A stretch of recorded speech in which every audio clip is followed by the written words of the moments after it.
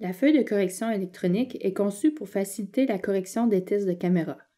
Les feuilles de travail contiennent des réponses et des directives.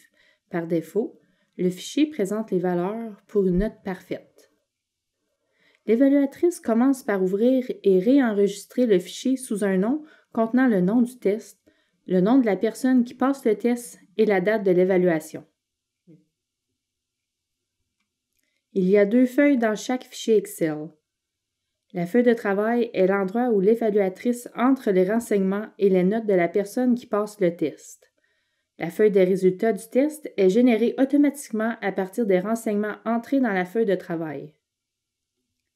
L'évaluatrice commence par remplir les champs en haut de la page. Elle peut utiliser la touche de tabulation ou les flèches pour se déplacer d'une cellule à l'autre et entrer les notes. Dans la section principale de la feuille de travail, il est possible de changer seulement les cellules qui contiennent des notes. Toutes les autres cellules sont verrouillées afin d'en protéger le contenu. L'évaluatrice doit consulter le guide d'évaluation pendant la correction. Cette procédure assure la correction uniforme de tous les tests selon le même critère. Les réponses dans la feuille de travail sont seulement fournies à des fins de référence générale. Avant d'entrer les notes dans la feuille de travail, l'évaluatrice consulte les notes de correction dans le guide d'évaluation pour déterminer si chaque item est correct. Pour les tâches de rédaction, l'évaluatrice consulte le protocole de correction et les copies types afin de déterminer quelle note donner au texte produit par la personne qui passe le test. Pour les tâches de calcul, où il est possible pour la personne qui passe le test d'utiliser la mauvaise réponse d'un item précédent dans un autre calcul, l'évaluatrice ne doit pas pénaliser la personne plus d'une fois pour la même erreur.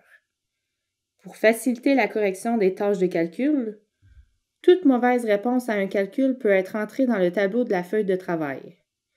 Dans cet exemple, la personne qui passe le test a mal calculé le numéro 3. L'évaluatrice entre la mauvaise réponse de la personne qui passe le test dans le tableau.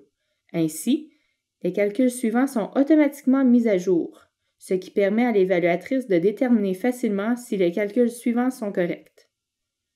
Dans le cas présent, la personne qui passe le test a en effet calculé l'item 4.8 correctement, même si l'item 4.7 était erroné.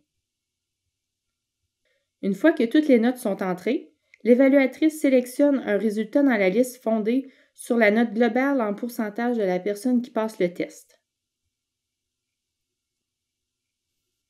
La feuille des résultats du test est maintenant prête pour l'impression et la communication des résultats.